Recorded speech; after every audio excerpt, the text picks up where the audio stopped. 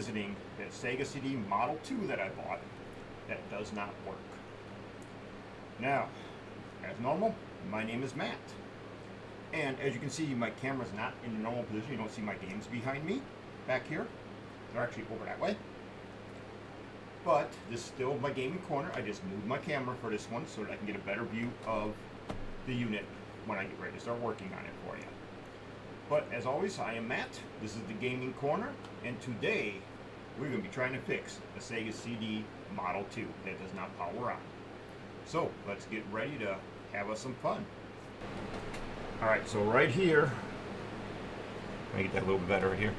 Alright, so right here, even with the big old glare coming from that, just turn that around. Still not good and good. Turn it off. That's better. Alright, so right here, as you can see, is the Sega CD Model 2. And as before in the other video, this did not power on. The access light that is right here did not come on when plugged in. You could put a CD in, didn't work, any of that stuff. Now, the guy I bought this from did forget to give me some parts. He did send me the other screws finally. And what I did not know was up in the top part of the Sega CD, this part was also missing. So it wouldn't even hold the disc in place. Alright, so without further ado, let's flip this bad boy over and get it apart.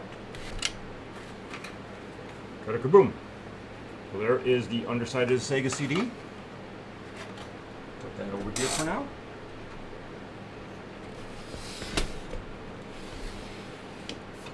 Alright, here it is. I might try cleaning this off a little bit. Like I said before, that looks a little dirty to me. I'll try to see if I can clean it off a little bit. That might not be anything. So the part I'm going to be looking for is going to be underneath this heat sink right here. Let's get that heat sink off. Alright, here is the motherboard, all out.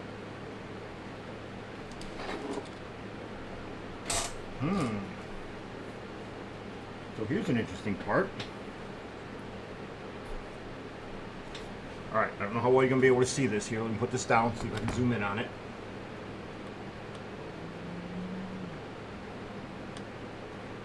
Wish the camera would focus on that.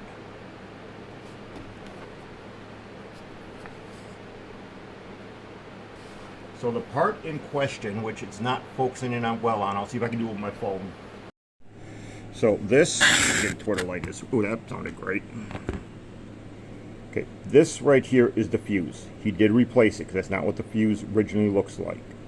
The fuse could be blown. It doesn't look like it is, you know, soldered wrong or anything, so I'm good there. This connector right here has nothing into it, so this is what I'm concerned with. I don't know what that is yet, so I'm going to have to see if I can find a schematic on here and see what that might have been. He did say he replaced it, all the resistors and caps. All those look really good. It would be nice to replace the battery, but I'll take a look at that a bit later. I need to first see if I can get this thing to fire on up, so see what happens here. Alright, so I busted out my multimeter, and I'm going to double check that fuse, which I'm not even going to try bothering zooming this thing in since it doesn't really do anything. But I'm going to double check that fuse, which you can hear that sound, that's what I should be hearing. Let's see. So the fuse is good, so that's good. As far as I can tell, the power supply was good. So that's good. We got connectivity through there. This fuse over here, there is one over here. This one, if I can get connected, was also good. There's also, right next to the fuse here, there's another part right here. I can't remember what it's called right now. But that checks to make sure that the power supply is correct and all that. If the power supply is bad, it blows this fuse to try to stop the board from being damaged. So, checking that too. And even that came out, if I got it on the right way here, let's see, came out good.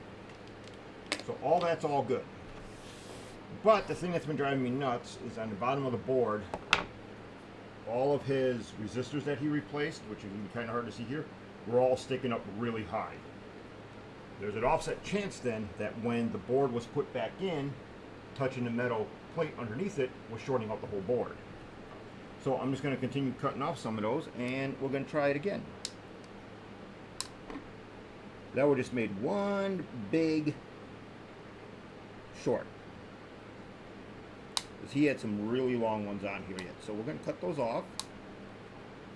Get those back down to a nice size. Because they were actually higher up than these circuits right here and even this stuff. I mean, they were up there high.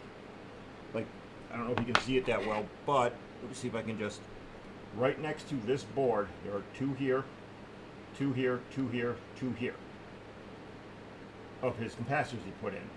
They're up higher than here, so these are going to hit the grounding plate inside, the heat shield.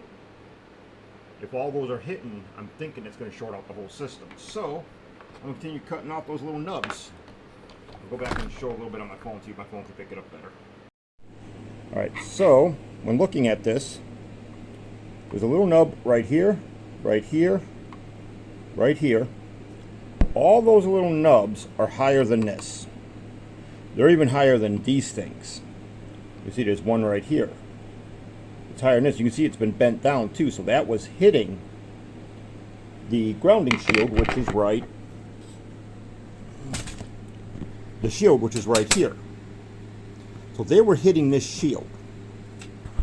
That shield is just a big old piece of metal. That will definitely short out your board for you. But if you're ever replacing anything electronic, and this I do remember from my schooling, you want to make sure you don't create your own short. You don't want it to hit any other component. You don't want it to touch another piece of metal that will conduct electricity through it. You know, because that's just going to short it out already. And it looks like that might be pretty good. Alright, now for the test. It actually even sits better on my table like that now. Alright, so I'm going to slap this all back together and we're going to see what we get. Alright, everything is plugged in. Pull it forward a little bit so you guys can see. Alright, there are the plugs. Oop, make it even. I don't like that. Make it even. There we go. Worst part is it's crooked on the desk, but it looks even in the shot. Alright, let's see the controllers I got around here. Dish one.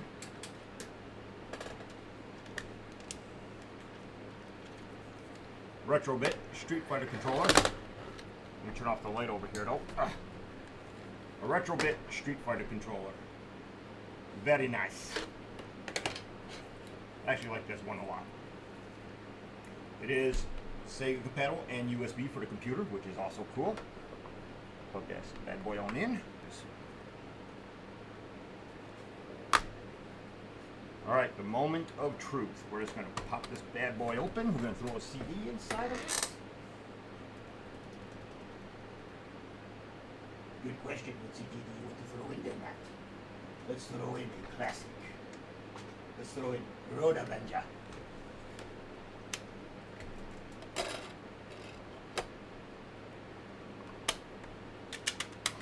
I don't think this is going to work, but let's find out.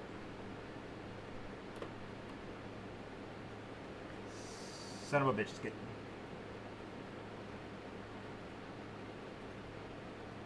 Still nothing.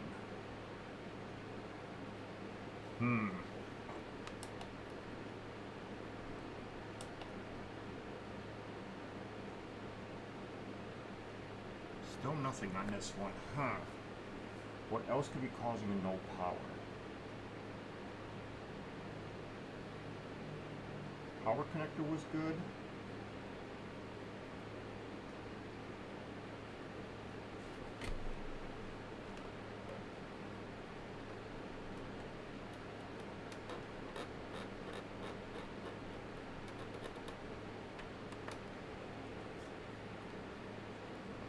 No power.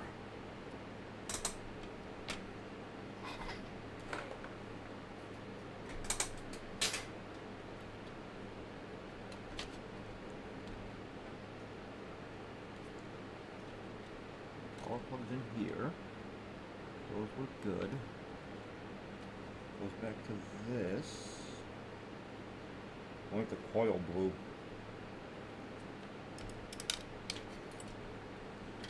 What if the coil blew? Never thought about that.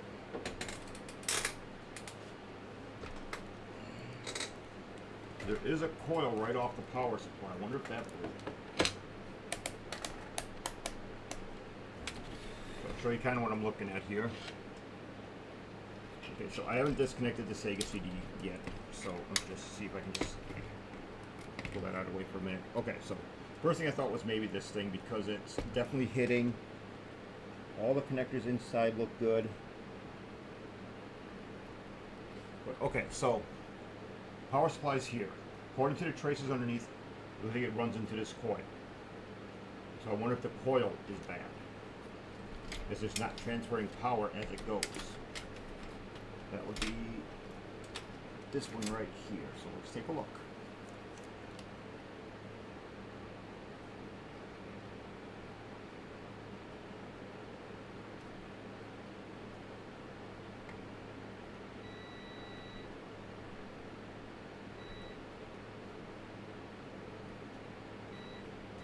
I got it there.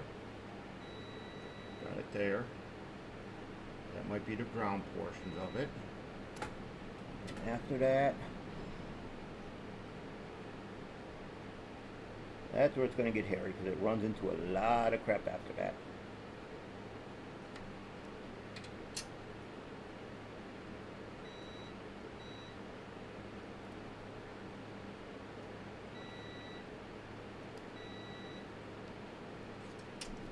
So far, all the traces back to there are good.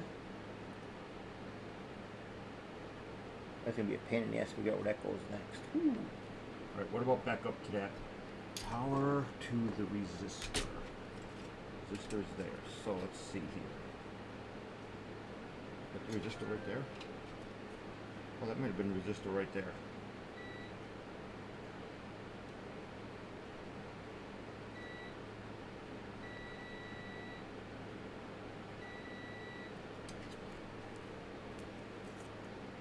I always just try to replace a resistor and see if it, or the fuse, and see if that works. I'm gonna highly doubt it.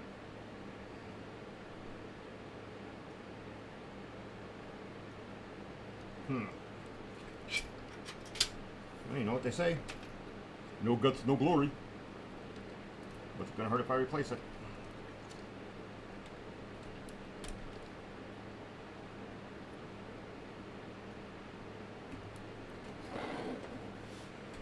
Alright, so we are definitely going to try resoldering this back in and see what the fuck happens. What's the worst that's going to happen? I break it. Won't be the first time I broke something.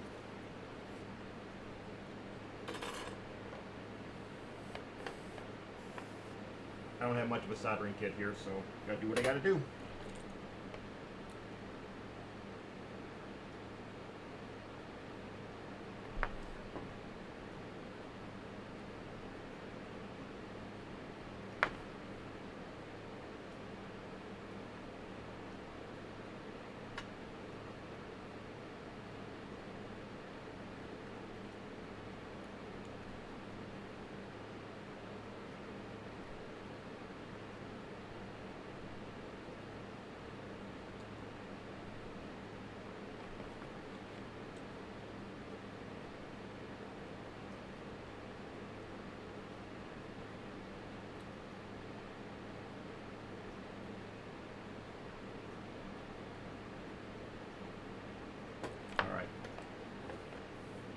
Should be good. Turn that off now. New fuse in. I don't think this is going to work any, but the new fuse is in. Most of my soldering was done probably mostly off camera. It is not the way you should be desoldering stuff, but I do what I got to do sometimes. Let's assemble it back up some and see what we get. Alright, so we replaced the fuse that was on the Sega CD. I honestly do not think this is going to help one bit.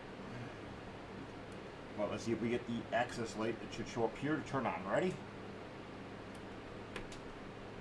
Nope, so there's something else completely wrong.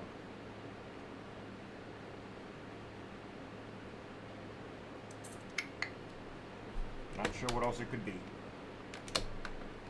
There's definitely something else wrong.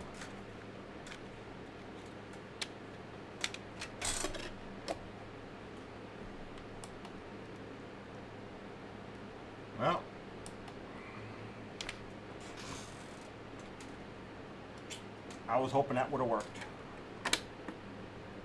But no.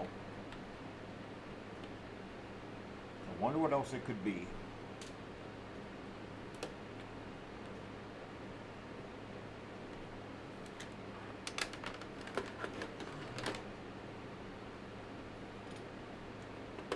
Damn. Alright, well, what I thought was wrong with the Sega CD was definitely not. The guy that I bought this from, he did replace the fuse. He replaced all the capacitors. He even replaced what I think is part of a heatsink device. That possibly could be wrong, or not wrong, but could be faulty what he put in there.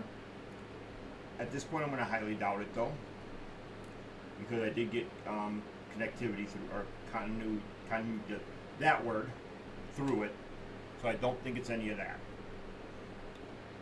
So basically, the guy definitely, he made out. You know, I'll continue trying to find out what's wrong with this thing. Maybe I'll get lucky. Maybe I won't. But as of right now, it's definitely still a dead Sega CD unit. So other than that for now, this is where I'm going to end this video. And you guys have... Get out of here! And you guys have a great... Luckily, if I'm going to edit that part out, but I totally screwed up what I was going to say at the end. No.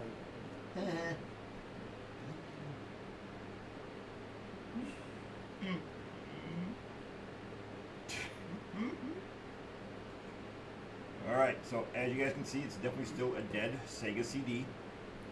The guy that I bought this from, he did definitely replace the resistors, or not the resistors, the capacitors. He replaced the fuse. He replaced another part on it. I'm not exactly sure what that part is. I believe it has something to do with a heatsink type idea on there. It is a possibility that the one he put in is faulty.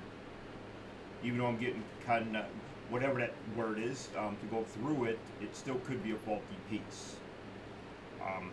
But other than that, I've checked everything I could that I can think of. This is kind of a new thing for me to start doing. It's been many years since I've tried to repair stuff. I did that when I was in school. But other than that, I just want to thank any new subscribers that have signed on up. I know there's not many at the moment, but I do want to thank everybody who subscribes, anybody who watches the video, even if it's only for 30 seconds, or if you decide to sit back and watch the whole thing and watch me fail at doing a repair. I do want to thank you guys for joining and for checking out the video. I will, if I can figure out what's going on with this thing in a later video, I will revisit it and I will try to repair it one more time. I'm not going to give up quite yet. I think it's repairable, it just depends on what's wrong. It could just be a bad board, but now I'm going to have to go over the whole board and check where all the faults are. But other than that, thank you for watching. I'll see you guys in the next video.